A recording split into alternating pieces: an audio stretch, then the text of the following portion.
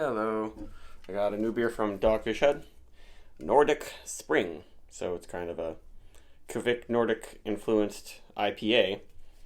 A few years ago, making Nordic saisons was all popular thing, or more than a few years ago, especially when the Kvik yeast came out. Which Kvik's just another name for yeast, the Norwegian word. So Kvik yeast is usually derived from Norwegian or random other Northern European places that still have these yeast strains that go back to before modern times and being able to isolate specific yeast strains. They're kind of older than those, and they act a little different. This one has orange peels, juniper, needles, and berries. Needles, interesting. Usually just the berries are used, but a lot of the Nordic saisons that have been brewed were use juniper in some way. And it's 6.5% alcohol. They didn't tell you what hops they are, but they did call this a hazy IPA. Doesn't say that on the can. And according to the Julian dating on here, it says 341-2. I don't know if you can see that. That means that it was canned the 341st day of 2022. So that means this has been the can for well over a month. It was canned December 7th, and now it's January 18th, and this just came out. Like, they didn't even post about it online and announce this beer until the end of December, but it was canned in the beginning of December, and now it's just getting out to markets. I'll never understand these big brewers and why they can't get their beers out fresh. And this is the hardest glass to clean. Got some bubbles sticking to the sides there. But actually, when I was at the store, I saw this and didn't even know this existed. I don't really follow Dogfish Head. But this sounded like a good beer. They did a sort of a funky IPA last year that was pretty good. Ooh, I'm getting some aromas off of this already. And juniper and orange in an IPA. Sounds interesting. Sounds good to me. Yeah, definitely a different kind of aroma. But I do get that Kvik. Like, the Kvik yeast lends this specific kind of citrusy note. I mean, I'm smelling straight up orange in there, but I don't know how to describe it. It's in some ways it's actually apricot-y, like Sierra Nevada's. Like, it's kind of Kvik yeast can finish pretty clean.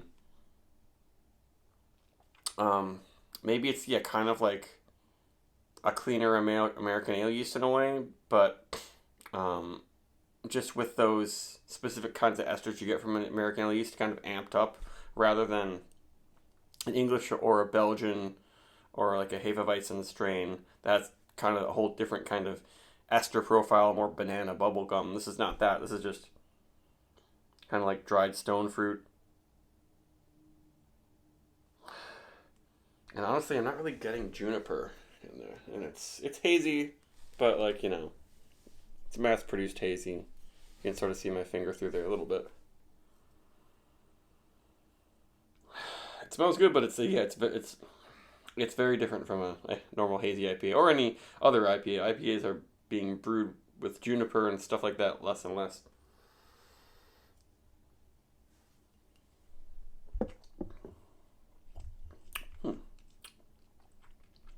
Still has a little bit of like just that mass-produced IPA thing, like where it seems like it's oxidized, even though I bought it from the fridge, but who knows how long it just sat in the warehouse for a month and a half, just doing nothing for some reason.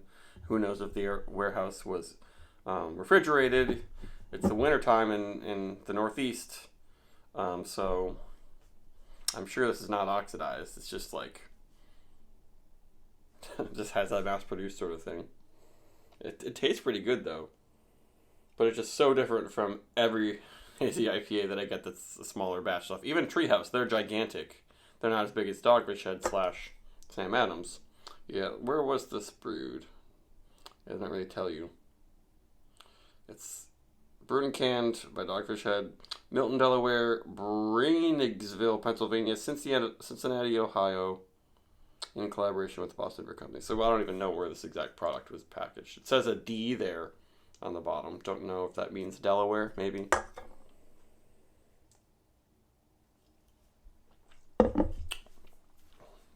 But this almost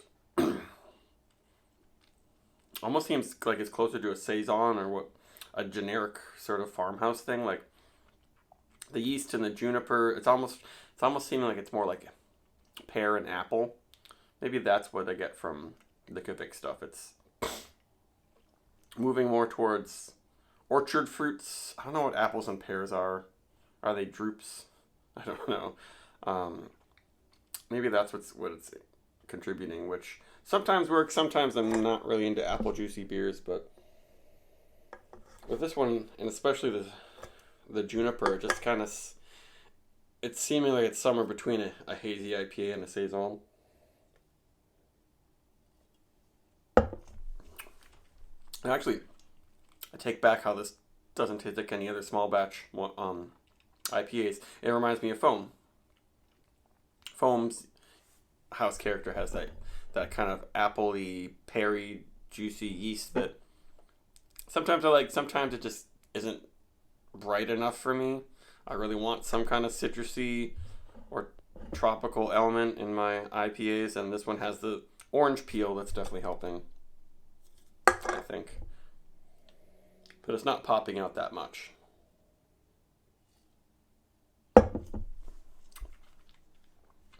It was $14 a six pack, so you'd struggle to find a really good hazy IPA for cheaper than that. But maybe this would be a good one to blend with other IPAs, or maybe even a funky saison. I feel like those flavors would work well. I wish brewers would just go back to making Nordic saisons again. I really like those ones. Brett Forward saison with some added spices. Yeah, hopefully Dogfish Head does their Where the Wild Hops Are. I think that was their kind of wild, funky IPA from last year. A blending of these two would be great. Very good. But for a rating, this gets maybe a 4. As you drink it, I get more juniper. It's like the very, very, very mildest pine. Yeah, especially I get closer to pine in the nose. And the bitterness is pretty middle of the road. I think on their website they said 45 IBUs. No, they didn't tell me the malts or hops, which obviously people care about and matter more than IBUs, but I should finish up this review. I guess it's recommended.